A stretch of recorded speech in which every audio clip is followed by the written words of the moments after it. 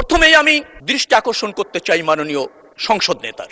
মাননীয় সংসদ নেতা বাংলাদেশের জাতীয়তাবাদী দলের সংসদ সদস্য আমরা যারা আছি তাদের প্রতিনিয়ত শিখাচ্ছেন, দিক নির্দেশনা দিচ্ছেন, অনুপ্রাণিত করছেন, নেতৃত্ব দিচ্ছেন, যার ফলে আমরা প্রতিনিয়ত কি শিখছি, পরিপক্ক হচ্ছি এবং অধিকতর যোগ্য হচ্ছি।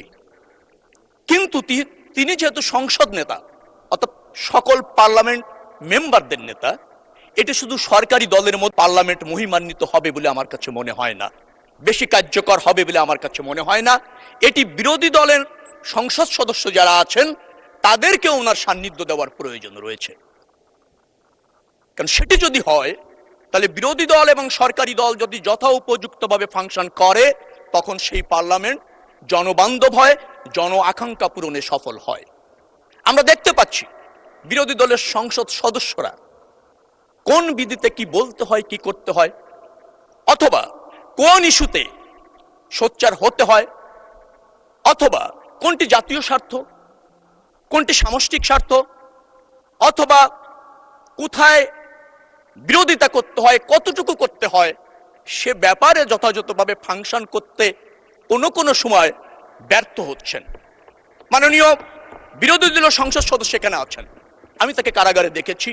অত্যন্ত বিনয়ী মানুষ, অল্পভাষী মানুষ, পরিমিতিবোধ সম্পন্ন মানুষ, কিন্তু তিনি তাদের মেম্বার অফ পার্লামেন্ট সদস্যদেরকে যথাযথভাবে ফাংশন করতে কোথাও যেন বিচ্যুতি হচ্ছে বলে আমার কাছে মনে হয়েছে। মাননীয় স্পিকার, আমার কাছে এও মনে হয়েছে তিনি হয়তো অসত্য প্রকাশ করতে পারেন, যার ফলে সংসদ নেতার দায়িত্ব রয়েছে পুরা সংসদের স্বার্থে বিরোধী দলীয় নেতাদেরকে একটা কর্মশালা বা বিরোধী দলীয় সংসদ সদস্য যারা আছেন তাদেরকে আরেকটু শানিত করা, আরেকটু পরিপক্ক করা। কারণ তিনি তো সংসদের নেতা। অতএব মাননীয় প্রধানমন্ত্রী এই পদক্ষেপ যদি নেন, জাতির বৃহত্তর সাথে সেটা কাজ করবে বলে আমি মনে করি। মাননীয় স্পিকার, আপনি এই জাতির গর্বিত সন্তানদের একজন। পদ্মা সেতু, মেট্রো রেল এবং এলিভেটেড এক্সপ্রেসওয়ে নির্মাণের গর্বিত অংশীদার বসুন্ধরা সিমেন্ট। আপনি মুক্তিযোদ্ধা, এ দেশকে স্বাধীন আপনি করেছেন। আপনি ওই চেয়ারে বসে যখন এই সংসদকে পরিচালিত করছেন তখন এই সংসদ মহিমান্বিত হচ্ছে, জাতির আশা পূরণ হচ্ছে। এ দেশ যাদের রক্তের বিনিময়ে স্বাধীন হয়েছে তার সফলতা পাচ্ছে। মাননীয় স্পিকার, আমরা গণ আন্দোলন করেছি। আপনি ভালো করেই জানেন যে সফল গণ আন্দোলন প্রথমে রাজনীতিবিদরা শুরু করে, রাজনৈতিক দল শুরু করে।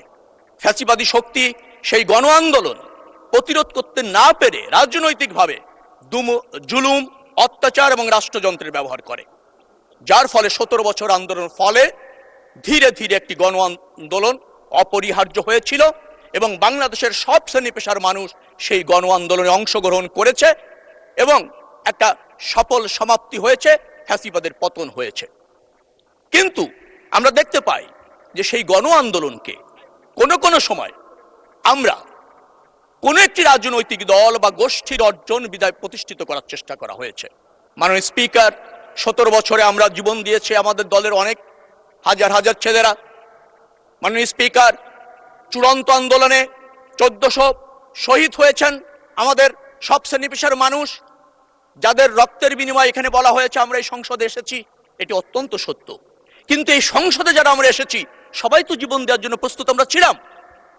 মাননীয় স্পিকার, আমরা নির্বাচিত হয়ে সংসদে এসেছি, এই গণ আন্দোলনে নেতৃত্ব দিয়েছি, জীবন যায়নি কিন্তু যেতে তো পারতো, জীবন দেওয়ার জন্য আমরা প্রস্তুত ছিলাম।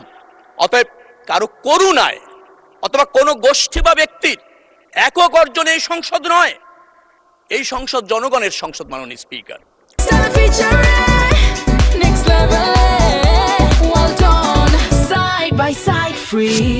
জুলাই আন্দোলন নিয়ে আমি একটি কথা বলতে চাই। 28 জুলাই যখন বিএনপি নেতাকর্মীদের ঢালাওভাবে গ্রেপ্তার করা হচ্ছিল, মাননীয় প্রধানমন্ত্রী যখন এই আন্দোলনকে কোঅর্ডিনেট করছিলেন, তিনি আমাকে ফোন করে বলেছেন, রবি, আপনাকে ঢাকা মহানগর দক্ষিণের প্রধান সমন্বয়কারী হিসেবে নেতৃত্ব দিতে হবে। আমি দায়িত্ব নিয়েছিলাম, নেতৃত্ব দিয়েছি, ঝুঁকি নিয়েছি। এই 17 বছর ফ্যাসিবাদী আন্দোলন সফল করবার জন্য 193টা মামলা খেয়েছি, 9 বার জেলে গিয়েছি, 97 দিন রিমান্ডে থেকেছি, 4টা মামলা সাজা হয়েছে, 3 দিন গুম থেকেছি, জাতির জন্য করেছি, প্রধানমন্ত্রীর নেতৃত্বে করেছি, বাংলাদেশের মানুষকে মুক্ত দেবার জন্য নেতৃত্ব করেছি। মাননীয় স্পিকার, আজকে বলা হয় 41 সালে যে রাজনৈতিক দলটি প্রতিষ্ঠিত হয়েছিল, যারা আমাদের বিরোধী দলে এখন আছেন, অনেক জাতীয় নির্বাচনে অংশ নিয়েছেন, এখনো পর্যন্ত জনগণ তাদেরকে ক্ষমতায় ভোটের মাধ্যমে আসীন করেননি। যন্ত্রণা তাদের থাকতে পারে, ব্যর্থতা তাদের থাকতে পারে, কিন্তু রাজনৈতিক স্বার্থে, জাতীয় স্বার্থে তাদেরকে রাজনীতি করতে হবে। 47 থেকে জাতীয় নির্বাচনের আগ পর্যন্ত বিরোধী দলের পক্ষ থেকে তাদের কর্মের জন্য ক্ষমাও চাওয়া হয়েছে, ভুল ভ্রান্তি মাপ চাওয়া হয়েছে।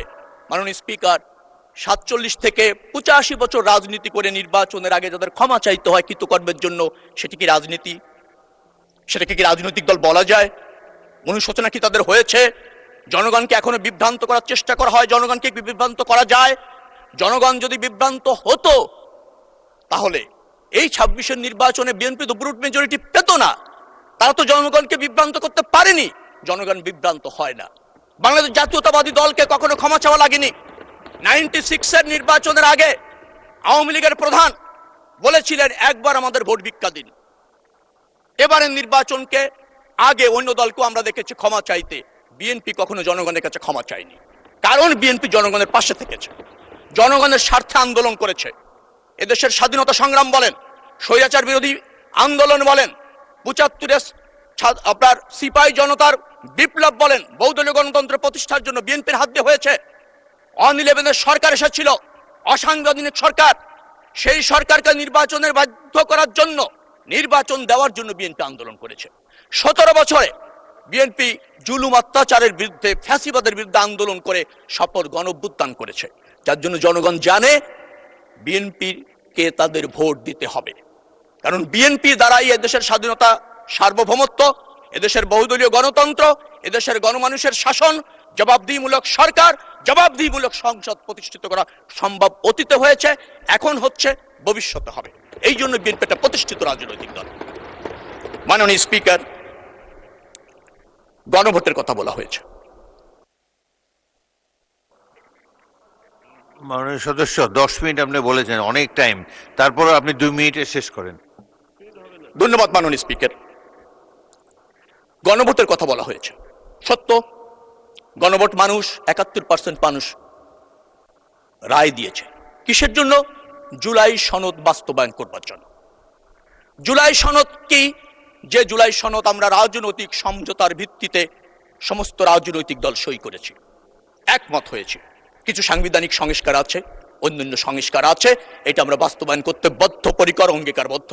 মাননীয় প্রধানমন্ত্রী তা বলেছেন, আমাদের দল সেটা ধারণ করে এবং বাস্তবায়ন করবার জন্য অঙ্গীকার করেছে। আমরা জুলাই সনদের বাস্তবায়ন চাই। যে সনদের বাস্তবায়ন চাই সেটি হচ্ছে যেটা জাতি বা রাজনৈতিক দল সই করেছে, তার বাস্তবায়ন চাই। তার জন্য 71% মানুষ ভোট দিয়েছে জুলাই সনদ বাস্তবায়নের জন্য। সেটা বাস্তবায়ন হবে। কিভাবে হবে? সেই জায়গায় 51% ভোট দিয়েছে মানুষ বিএনপিকে, যে বিএনপি যেভাবে চেয়েছে, যেভাবে সই করেছে, সেভাবে বাস্তবায়ন হবে। 20% মানুষ এর সাথে একমত হয়নি। 71 থেকে যদি 51 বাদ দেন, তো 20% গ্রহণযোগ্য হবে নাকি 51% মানুষের সমর্থন গ্রহণযোগ্য হবে? যে রাজনৈতিক দলটি এটা বোঝেন না, বুঝতে চান না, মানুষকে বিভ্রান্ত করতে চান। আমি বারবার বলছি, 41 থেকে জন্ম নিয়ে এই পর্যন্ত জনগণ আপনাদেরকে নির্বাচিত করেনি, কারণ নির্বাচনের আগে আপনারা মানুষকে বিভ্রান্ত করে, কৌশল পরিবর্তন করে এক এক নির্বাচনে এক একভাবে আবির্ভূত হন। এটা রাজনৈতিক দলের দায়িত্ব না। রাজনীতি শিখুন, রাজনীতি করুন, রাজনৈতিক প্রতিযোগিতা করুন, তাহলে দেশ অগ্রগতি হবে, গণতন্ত্র প্রতিষ্ঠিত হবে এবং আপনারা, আমরা সবাই মিলে একটা রাজনৈতিক সৌহার্দ্যপূর্ণ পরিবেশ প্রতিষ্ঠিত করতে পারবো। সময় কম। মাননীয় স্পিকার, আপনাকে অসংখ্য ধন্যবাদ। মাননীয় প্রধানমন্ত্রীর নেতৃত্বে এদেশ এগিয়ে যাচ্ছে, এগিয়ে যাবে এবং এদেশের মানুষ তার উপর আস্থা রেখেছে, দলের উপর আস্থা রাখেছে। বিএনপি যে কোনো মূল্যে সে আস্থা রাখবে ইনশাআল্লাহ।